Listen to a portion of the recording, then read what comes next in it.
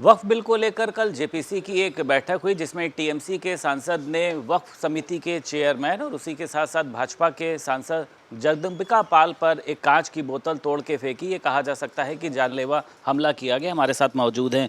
इसके पहले भी बैठकें आयोजित हुई, शांतिपूर्वक हुई।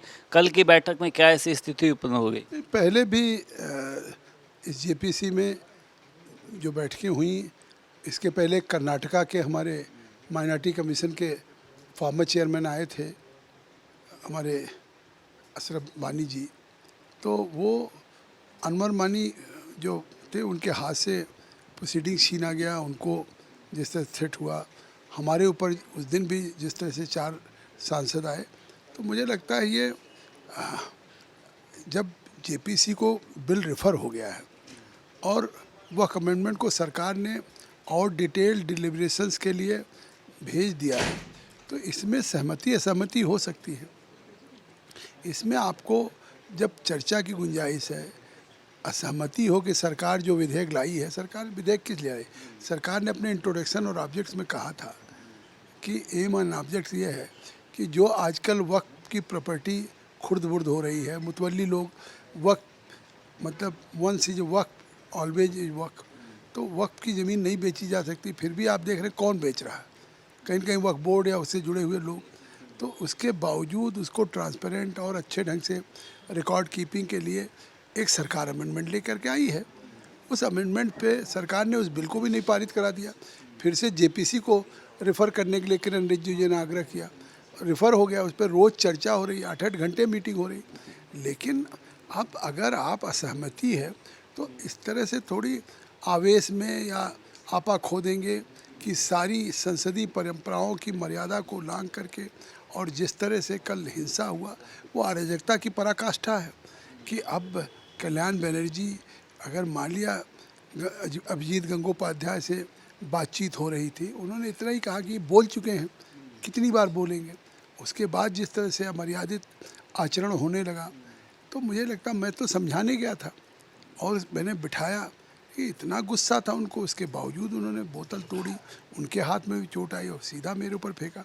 कल्पना करिए कि अगर वो बोतल का कांच जो टूट के आया था मेरी आंखों पे लगता या मेरे लग जाता, तो कल क्या होता। भाजपा के सांसद भी हैं, आप कमेटी के चेयरमैन भी हैं, टीएमसी के सांसद का आपको लगता है कि उसको इस पर स्टैंड लेना चाहिए और एक बड़ी कार्रवाई करनी चाहिए? क्योंकि आप तो मुझे असुरक्षित लग रहे हैं। आपने कल जैसा बताया कि पूरी दिनचर्या आपकी कैसी रही, और इस समय भी मुझे लगता है कि आप कुछ ऐसी स्थिति में नहीं है कि एक सांसद के ऊपर ऐसा हमला किया जाना शोभनीय है।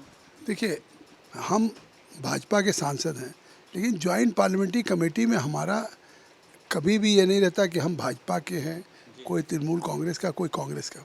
वहाँ पे हम जो स्पीकर साहब ने एक बिल को रेफ़र किया है ज्वाइंट पार्लियामेंट्री कमेटी ऑन वक्फ पे, और वक्फ जो अमेंडमेंट 2024 का है उस पे विचार करने, वहाँ पार्टी लाइन से ऊपर उठ करके करते हैं। हम उस बिल में कि देश की जनता को कैसे फ़ायदा हो, उस बिल का लाभ गरीब मुसलमानों को, आम पसमानदा को कैसे मिले, महिलाओं को एजुकेशन हेल्थ को कैसे मिले, इसलिए है। अब वहाँ पे इस तरह की घटना, तो क्या कहा जाए कि वो कोई जगह नहीं कि जहाँ आप वोट बैंक की राजनीति करो। वक्फ संशोधन विधेयक को लेकर चाहे कांग्रेस हो, टीएमसी हो, अन्य पार्टियां ये नहीं चाहती हैं कि इसको लागू किया जाए, इसलिए हो सकता है इस तरीके की कोई स्थिति उत्पन्न की गई हो। मान लिया नहीं चाहते हैं तो असहमति हो सकती। रोज़ उनको अपने विचार, व्यूज और अपने ऑब्जेक्शन, सजेशंस रखने का अवसर मिलता है हर मीटिंग में।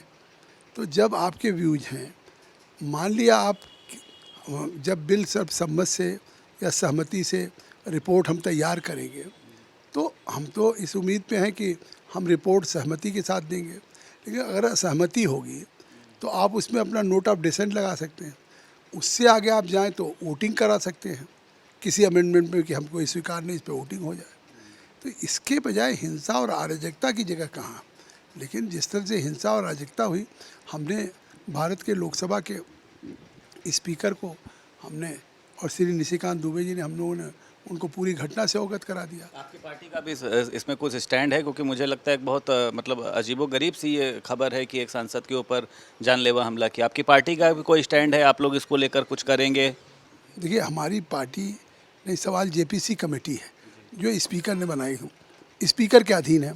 हम लोगों ने उसको स्पीकर साहब को पूरी घटना का उल्लेख कर दिया है और कल हमारे निशिकांत दुबे जी वरिष्ठ सांसद हैं, उन्होंने एक प्रस्ताव किया, उनको अगली बैठक की कार्रवाई से निष्कासित कर दिया है।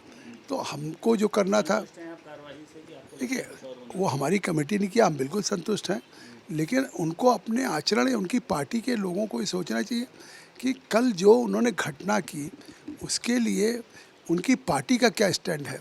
क्या हिंसा को बढ़ावा देते हैं, अराजकता को बढ़ावा देंगे? जो नेक्स्ट सेशन होगा, विंटर सेशन, उसके फर्स्ट वीक के लास्ट दिन तक। तो शुक्रिया बात करने के लिए। हमारे साथ वक्फ संशोधन विधेयक को लेकर एक समिति बनाई है, उसके चेयरमैन थे जगदम्बिका पाल। लखनऊ से वीडियो जर्नलिस्ट अमरीश के साथ संदीप खेर, भारत समाचार।